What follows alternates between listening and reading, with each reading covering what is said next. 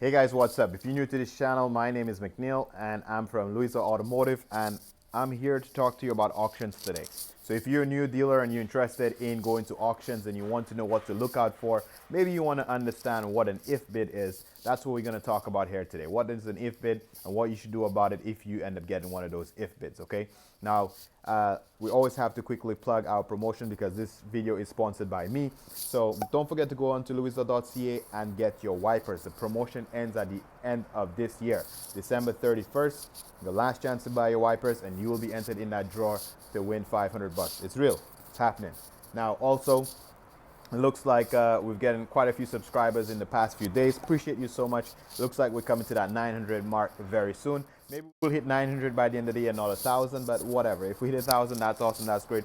Thank you so much, everybody who's doing that. Now, enough of this BS, and let's get into the video today. Now, I need to make you understand something before I get too deep into what an if bid is. And what you need to understand is the most difficult part of being a dealer is buying inventory and not selling. I want to remind you, buying inventory, not selling. Every car will sell at the right price. If your car is priced well, if your car is in more or less decent condition, there is a buyer for every single car. The problem starts with the way you buy the car. If you overpay for that car, if you spend too much for the car, you put too much into the car, then you just can't sell it. You're gonna sell it, but you probably end up selling it at a loss. So be careful how you buy the car. We always try to rush and buy as dealers. We need the inventory, so we buy. We tend to overpay. And then when time's to sell, you realize you gotta negotiate, or you have to reduce your price for the customer to try to make them feel like they got a deal. Like, people just want to know you came down a little bit. They want to play that game with you as much as they say they don't want to. Sometimes they want to because if they pay full price, they think they overpay. Even if your full price is a fair price, even if you match your price very fairly at the market, sometimes they think they overpay. But even if you can come down by a couple $100, they just feel like they won. They felt like they got something extra off of you. That's the nature of this business. Why is it that way? I don't know. That's another topic. But the idea is every car will sell. So don't be too excited when you're buying your cars. Be more patient when you buy. As long as you buy right, half of the battle is already won. And then selling, is a piece of cake in my opinion. Now, the if bids. Let's focus on if bids now. What the hell is an if bid? And if you get that, what should you do? Now, normally if you're buying a car at the auction, let's say you're the final bid. So if I'm the final bid, the auction will either just say sold, or he could say pass. That means you're so far away from the reserve. Or he can say phone call or if bid. So the phone call and if bid is the same thing. If he says phone call / if bid, there's going to be an if office in the front of the auction that after the auction you can go there and figure out, because that means some negotiations has to happen. Sometimes the auction calls you before the auction is over and say that you're $200 away or $300 away. If you offer a few $100 more, we can close the deal. If they don't call you, you go to that if office and you try to figure it out. So normally when somebody sends a car to an auction, let's say I have a car, doesn't matter the make and model, I have a car and I want to sell it at the auction. If I'm not going to be at the auction to rep the car, meaning stand there next to the auctioneer and say, yeah, that's a good price, sell it, or if I'm busy buying other inventory while he's trying to sell that car, I will give the auctioneer what they call a reserve and say, I want $8,000 for my car.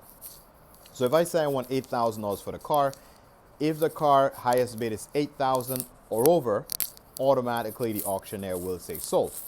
If it is just a couple $100 below the 8,000, right there on the block, he might tell you that you're very close. Are you willing to pay? He'll try to get you to come up to that 8,000 so he can say sold instantly. If it's maybe $500 away, $700 away, then he'll put it on an if bid to let you guys negotiate that and figure it out.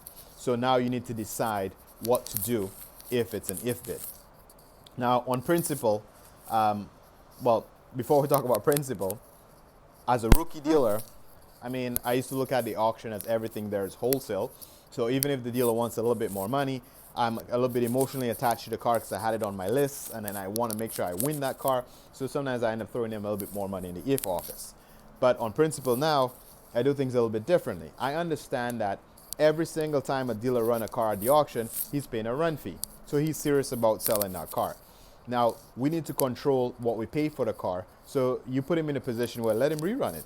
Let them rerun it, and then you can now put it on your list for next week auction and take a look at it again and see. Okay, so if they ask me for more money and it is close to, I mean, I was the top bidder, I tend to say pass. I just say pass, not interested. You run it again. So I make them run it again, and the next week I put it on my list and I look at it again. And then sometimes then I'm getting less money, sometimes I get more. It doesn't matter. But the point is, if we make the wholesalers rerun their vehicles and not just throwing them more money every single time they ask for more, eventually they will be more likely to sell it to the top bidder. But if every single time they say if bid, you give more money, they're more likely to run the next car on an if bid again. They're more likely to always have those reserves high and always ask for more money.